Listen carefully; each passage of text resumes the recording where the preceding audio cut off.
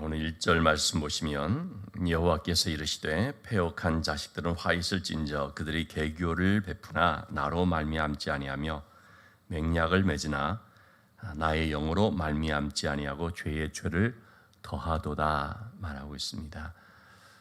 이들이 계교를 베풀고 맹약을 맺으나 그렇게 했거든요. 남북 이스라엘로 나뉘어져서 남쪽 유다, 북쪽 이스라엘이죠. 북쪽 이스라엘이 아수르의 침략에 주전 722년, BC 722년 결국 망해버렸습니다.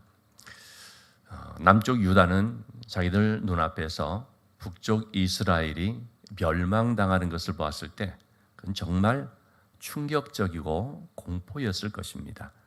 아수르라고 하는 그 강력한 제국이 그동안에 참 괴롭게 하고 계속 침략도 하고 뺏어가기도 하고 그런 것이 있었지만 그로 인하여서 나라가 무너지게 된다 하는 것은 차원이 다른 문제였습니다. 그러자 남쪽 유다 입장에서는 이 이스라엘을 멸망시킨 아수르에 대해서 참 두려워하지 않을 수가 없겠죠.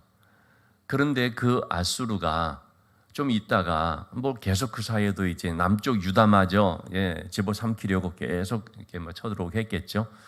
근데 히스기야 왕 때 드디어 이 아수르의 사네립 왕이 작정하고 이제 쳐들어와서 유다의 모든 성읍들을 무너뜨리고 그리고 또 예루살렘을 이제 포위하는 그런 일이 있게 되는 것이죠. 어쨌든 이러한 아수르의 그 침략 앞에서 남유다가 우리가 어떻게 이 위기를 벗어날 수 있겠느냐, 어떻게 우리가 살아남을 수 있겠느냐, 여러 가지 대책을 강구하겠죠. 그래서 오늘 1절 말씀이 나온 것처럼 어떤 계교를 우리가 베풀어야 되느냐, 누구와 동맹을 맺어야 되겠느냐, 등등 여러 가지 그런 것들을 하게 되는데 결론은 뭐였냐면 애굽을 의지해야 된다. 애굽과 화친을 맺어서 애굽과 이런 군사 동맹을 맺어서 애굽의 지원을 받아야 된다. 애굽에 우리가 충분한 보상을 해주고 그래서 애굽으로부터 이런 군사력을 지원받아야 된다 하는 결론에 이르게 된 것이죠. 여기에 대해서 하나님께서 하신 말씀이 바로 방금 읽은 말씀인데 1절 말씀인데 이런 모든 것들은 나로 말미암지 않고 나의 영으로 말미암지 않고 이렇게 말씀하고 있습니다. 그래서 죄의 죄를 더하도다라는 것이 뭐냐면 애굽을 의지한다는 자체도 죄지만 하나님이 아닌 애굽이라든지 다른 어떤 것을 의지한다는 것이 죄지만 더 중요한 것은 뭡니까? 하나님께 묻지 않았다는 것입니다. 하나님께 묻지 않고 하나님의 영으로 말미암아 하지 않는 것들은 분명 잘못된 선택이 되어버립니다. 하나님께 묻지 않고 하는 모든 것, 여러분 우리가 그렇거든요. 하나님께 묻지 않는 것 자체가 죄라는 것을 우리가 알아야 됩니다. 하나님께 묻지 않았다는 건 뭡니까? 기도하지 않았다는 것입니다. 그래서 사무엘은 말하기를 내가 기도하기를 쉬는 죄를 범치 않겠다. 그렇게까지 얘기를 하는 것입니다. 그러니까 하나님께 묻지 않는 것이 죄라는 것을 우리가 쉽게 인식하지 못할 때가 있는데 마땅히 우리 하나님의 자녀들, 하나님의 백성들은 하나님께 물어야 되는 것입니다. 하나님의 뜻이 무엇인가요? 그리고 하나님 우리를 도와주십시오. 어떻게 하면 하나님의 뜻대로 우리가 할 수 있겠습니까? 이렇게 계속 하나님 앞에 엎드려야 됩니다. 하나님께 묻는다는 게 뭡니까? 하나님을 의지한다는 거거든요. 하나님께 묻지 않았고 하나님을 의지하지 않았고 라는 말이죠. 하나님의 말씀에 순종하지 않았고 라는 뜻이 또 되겠죠. 우리 역대상 10장의 말씀 10장 13절 14절에 쭉 보면은요. 하나님께서 사울을 버리시고 다윗을 택해서 다윗에게 그 나라를 이제 맡기셨다라는 말씀을 할 때 사울의 죄가 뭐냐? 사울의 범죄한 것은 하나님께 묻지 않았고 라고 말하고 있습니다. 하나님께 묻지 않고 사울은 누구에게 묻습니까? 신접한 여인에게 묻습니다. 무당을 찾아갑니다. 블레셋과의 전쟁을 블레셋이 쳐들어와서 블레셋과 전쟁을 하게 되니까 다급한 상황이 되니까 하나님께는 묻지 못하고 왜냐하면 자기가 하나님이 떠났기 때문에 자신이 하나님의 뜻을 거스려서 하나님 앞에 너무나 불순종한 삶을 살고 있었기 때문에, 그러니까 이제 하나님 앞에 좀 기도해봐야 소용이 없다 생각을 했는지 어쨌든 하나님 찾지 않는 것입니다. 그래서 그런 신접한 여인, 엔돌에 있는 그런 신접한 여인을 찾아가서 사무엘을 좀 불러 올려달라, 죽은 사무엘을 좀 불러달라. 얼마나 미신적이고 무속적인 것인지 알 수가 없죠. 하여튼 그러한 것을 하나님께서 말씀하시는 것입니다.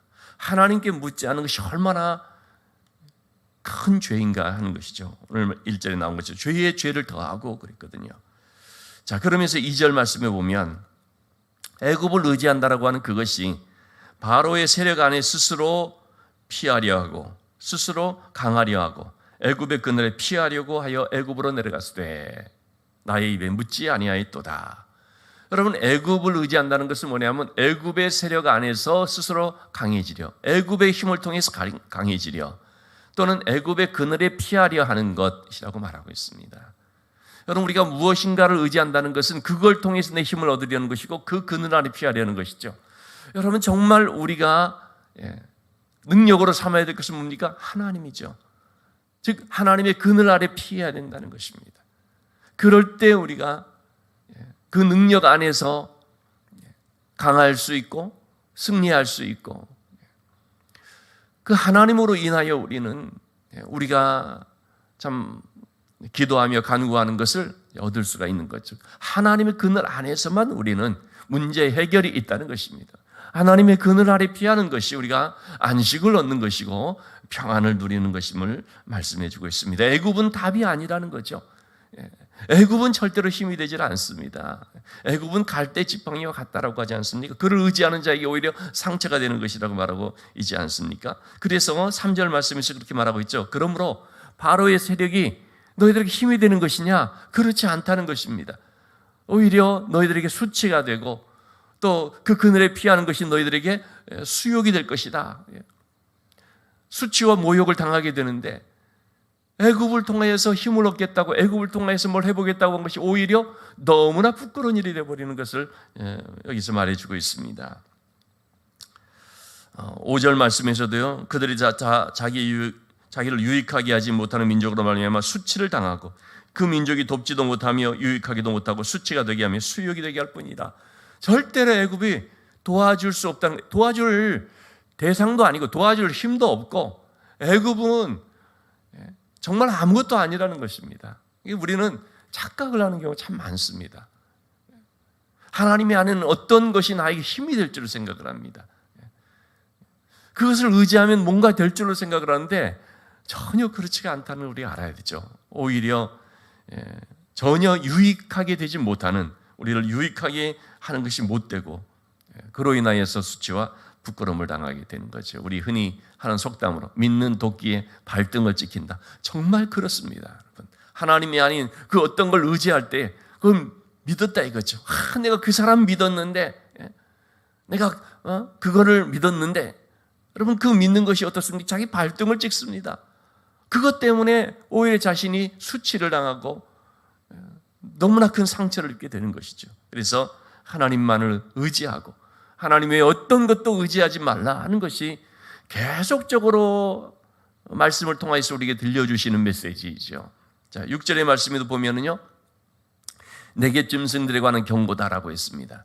이거는 뭐냐면요, 이제 그 유다에서 남쪽 애굽으로, 그 밑으로 내려가면 이제 애굽이지 않습니까? 근데 지나가는 것이 광야거든요. 우리 신명기에서도 보는 것처럼 하나님께서 애굽에서 출애굽시켜서 그들을 광야를 건너서 이제 가나안 땅으로 오겠지 않습니까? 이번에는 거꾸로 가는 것입니다. 광야를 건너서 이제 가는데, 그런 이 네겝의 짐승들, 그 광야를 건너가는 짐승들이 뭡니까? 낙타들이거든요. 그러니까 이 사신들이 낙타에다가 잔뜩 짐을 실어서 애굽에 이제 주는 그런 예물들, 온갖 좋은 것들을 낙타들 등에다가 잔뜩 실어가지고, 그래서 이제 그 보물들을 낙타 안장에 얹어가지고, 그래서 그 수사자와 독사와 날아다니는 불뱀이 나오는 위험하고 곤고한 땅을 지나서 자기 민족에게 유익하지 자기에게 무익한 민족에게로 갔으나, 이렇게 해가지고 애굽으로 갔다는 것입니다. 잔뜩 실어가지고 그 무서운 광야를 지나서 힘들게 애굽으로 갔다는 것입니다. 우리가 이렇게 가서 이 고생을 하고 난 뒤에 애굽에 도착하기만 하면 그러면 애굽의 왕이 우리를 도와줄 것이다. 애굽의 지원군이 우리를 도와줄 것이다. 우리가 이렇게 딱 가기만 하면 그러면 이제 우리 민족이 이제는 고생 끝이고 우리는 이제 애굽을 통하여서 큰 그런 도움을 얻게 될 것이다. 그런 기대를 가지고 고생하더라도 참아야지, 이런 고비를 지나가야지, 그러면서 갔을 거거든요. 딱 갔는데 7절의 말씀에서 뭐라고 합니까? 애굽의 도움은 헛되고 무익하니라. 그러므로 내가 애굽을 가만히 앉은 라합이라 일컬었느니라. 여기서 라합이라는 것은 그냥 넓은, 넓다라는 그런 뜻입니다. 그래서 보통 라합을 성경에서 기생 라합이라는 이름도 있지만 욥기서에도 그렇고 이 라합이라는 것은 큰 물에 앉아있는 리워야단, 그런 바다의 용, 그런 표현이라고 할 수 있습니다. 애굽은 전혀 그들에게 도움이 되는 존재가 아니고 오히려 하나님을 대적하는 그런 악한 세력에 불과할 뿐이다, 그 말씀이거든요. 그러니까 그들이 무슨 도움을 줄 수가 있겠습니까? 그들에게 주는 이런 예물들, 이런 것만 받아 챙기고 끝나버리는 거죠. 먹어 삼키고 그냥 끝나버리는 것이죠. 자, 그렇기 때문에 바로 이와 같은 백성들의 또는 왕으로부터 시작해서 지도자들을, 그리고 백성들의 이르기까지 그들의 죄악에 대해서 하나님께서 지적을 하고 있습니다. 이것이 얼마나 잘못된 것인가. 그러면서 8절의 말씀에 말하기를 이런 것들을 아예 글로 써가지고 후대에다가 계속해서 볼 수 있도록, 교훈을 삼을 수 있도록 기록을 하라는 것입니다. 서판에 기록해서 이것들을 후세에 되도록 남기라는 것입니다. 얼마나 어리석고 잘못된 그런 일들을 행했었는지, 그래서 다시는 그런 일이 없도록. 자, 19절 말씀에서 이 백성들에 대해서 말하기를 이들은 패역한 백성이요 거짓말하는 자식들이요 여호와의 법을 듣기 싫어하는 자식들이라. 9절 말씀 그렇게 지금 말해주고 있습니다.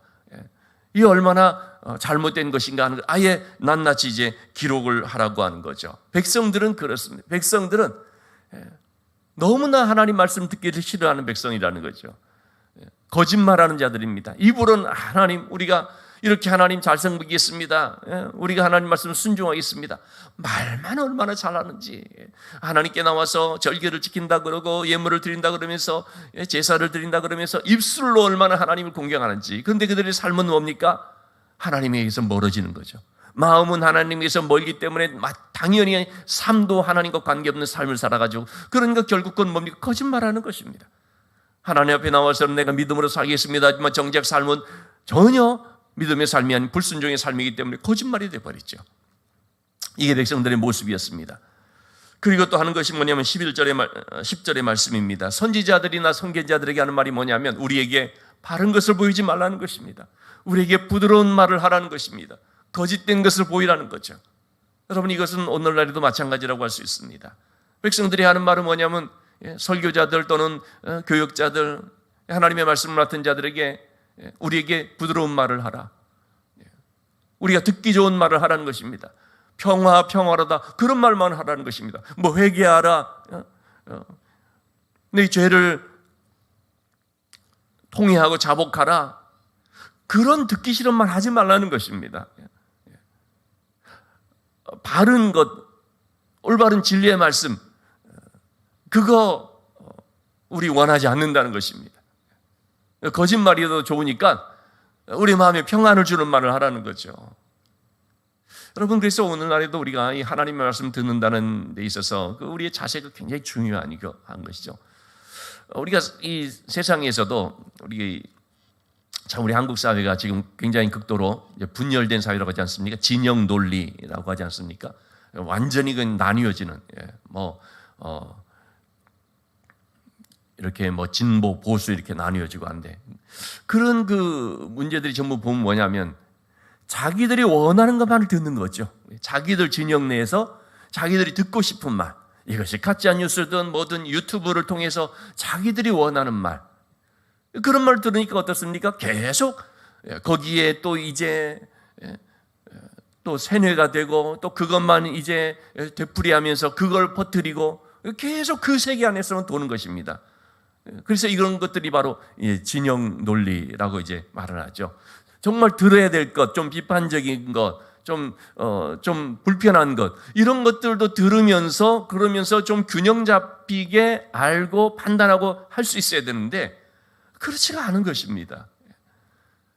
근데 이것이 신앙 안에서도 이렇게 되어버린다는 거죠. 신앙 안에서도 듣고 싶은 말, 하나님의 말씀의 진리가 아니라, 거룩한 하나님의 뜻이 아니라 우리에게 정말 부담이 안 되는 것. 아니 이렇게 힘든 세상에 교회 와서 예배를 드리는데 왜 불편한 말을 우리가 들어야 되느냐?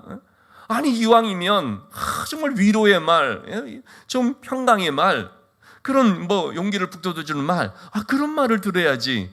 그래야 은혜가 되지. 물론 맞는 면도 있지요. 여러분 그렇지만 사탕 말림식으로 그렇게 할 수는 없는 거지 않겠습니까?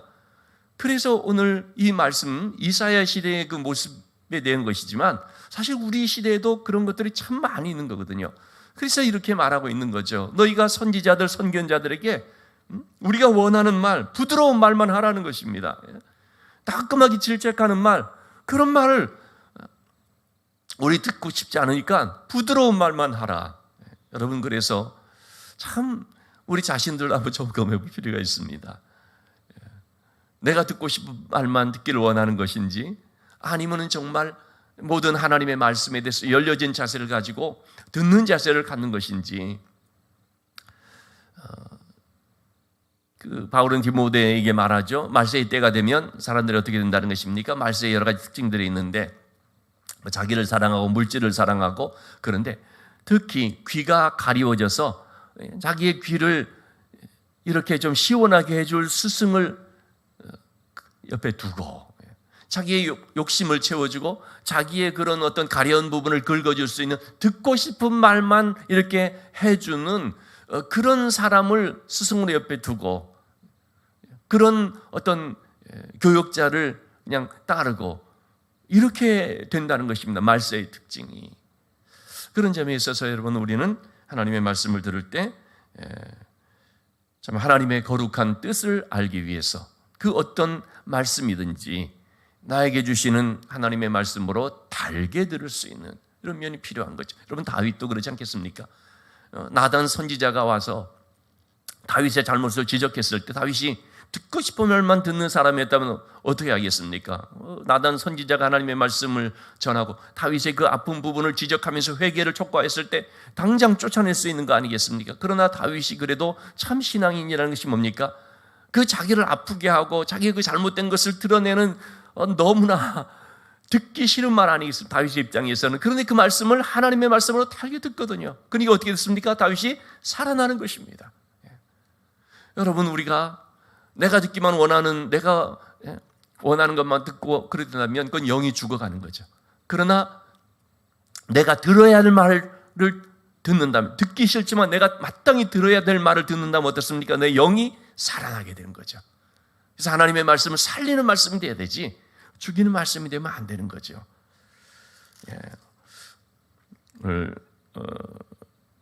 말씀의 내용이 좀 깁니다만은 두 부분만 보고 마치겠습니다. 15절 말씀, 주 여호와 이스라엘의 거룩하신 이가 이같이 말씀하시되 너희가 돌이켜 조용히 있어야 구원을 얻을 것이요 잠잠하고 신뢰하여야 힘을 얻을 것이거늘. 하나님께서 백성들에게 주신 말씀은 너희가 이제 돌이켜서 잠잠히 하나님만 바라보라는 것입니다.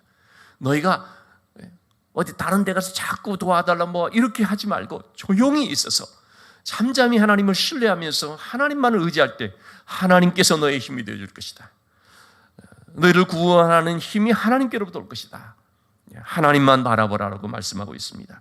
18절 말씀에 여호와께서 기다리시나니 이는 너희의 은혜를 베풀려 하심이고 너희를 긍휼히 여기려 하심이다. 하나님은요 기다리십니다. 그것은 우리를 은혜 베풀어 주시기 위해서, 긍휼을 베풀어 주시기 위해서입니다. 그래서 이 하나님의 구원을 바라보라는 것입니다. 이 하나님의 구원에 대해서 믿음으로 기다리라는 것입니다. 그런 사람이 복이 있다는 것입니다. 여러분 우리가 하나님을 기다린다는 것은 뭐겠습니까? 하나님이 반드시 우리 가운데 함께 해주실 줄 믿고 우리의 기도를 들어주실 줄을 믿고, 그리고 또 하나님의 때에 반드시 하나님이 역사해 주실 것을 믿고 믿음으로 하나님을 기다리는 것, 이것이 바로 여호와를 기다리라 하는 말씀이 되겠죠. 어디서 지원군이 올까를 기다리지 말고 하나님께로부터 오는 도우심을 기다려라 하는 말씀입니다. 그래서 이 기다림은 사실은 기도를 말합니다. 우리가 기다린다는 게 뭐겠습니까? 하나님께 소망을 두고 하나님을 기다린다는 게 뭐겠습니까? 하나님이 나를 도와주실 줄을 믿고 하나님의 응답이 있기를 기다린다는 것이 뭐겠습니까? 기도하는 것입니다. 기도하면서 잠잠히 하나님을 바라보는 거죠. 우리가 하나님을 신뢰하고 하나님을 바라본다는 것은 전적으로 기도하는 거거든요. 그래서 기도하면서 나가게 될 때에 바로 그러한 기다리는 자가, 즉 믿음으로 인내하면서 하나님께 신뢰를 두고 그렇게 기도하는 자에게 하나님은 복이 있도다 말씀해 주고 있습니다. 그런 사람이 복이 있습니다. 여러분, 오늘도 우리가 잠잠히 하나님을 기다릴 수 있으면 좋겠습니다. 하나님을 신뢰함으로써 인내하며, 인내는 믿음이죠. 믿음으로 우리 하나님을 기다릴 수 있으면 좋겠습니다. 오늘도 기도하면서 하나님께 소망을 두는 믿음의 백성들, 복 있는, 참으로 복 있는 우리 모두가 될 수 있기를 주님 이름으로 축원합니다.